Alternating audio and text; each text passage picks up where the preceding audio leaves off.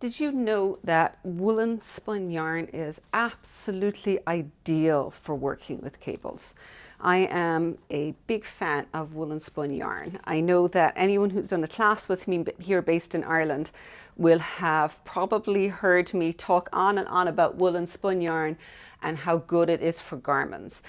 But if you haven't taken class with me, or if you have and you want a refresher on woolen spun yarn, let me just give you a little bit of an overview and why it's useful for cables and for particularly cables with garments.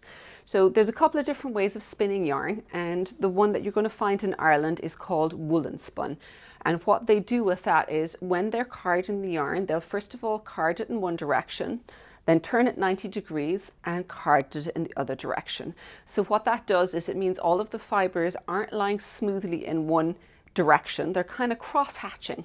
The benefit of that is, one, when they spin it, they trap a lot of air in there, so it creates a very light, airy fabric. So when it's blocked, it blooms and it puffs out, and it fills in the stitches really, really well. And the second benefit is from an environmental point of view. When you are making a crisscross like this, you can actually hold on to a lot of shorter staple lengths because it crisscrosses them into the fabric. So there's much less waste with this type of spinning than there would be with worsted, where all of the short fibers get carded out of the process.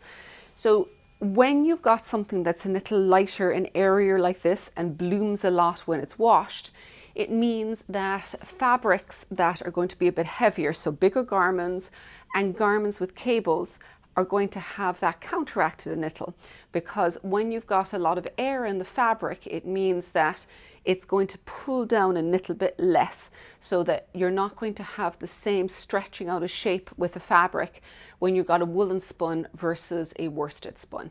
So that is why, like, obviously you can use either type of yarns for cables for smaller projects. This is more specifically when you start moving to bigger pieces that you don't want to stretch out of shape, and where the sizing and the fit is going to be very important.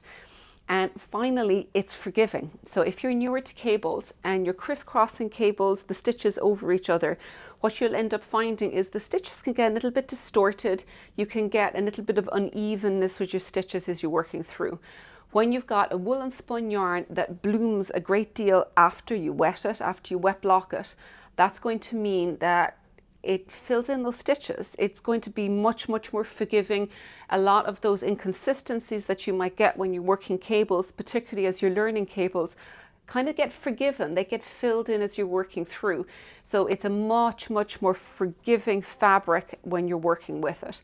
And tied with that, the same thing is that because of the air and being in the yarn itself, there's going to be a little bit more bounce and a bit more elasticity in the yarn too.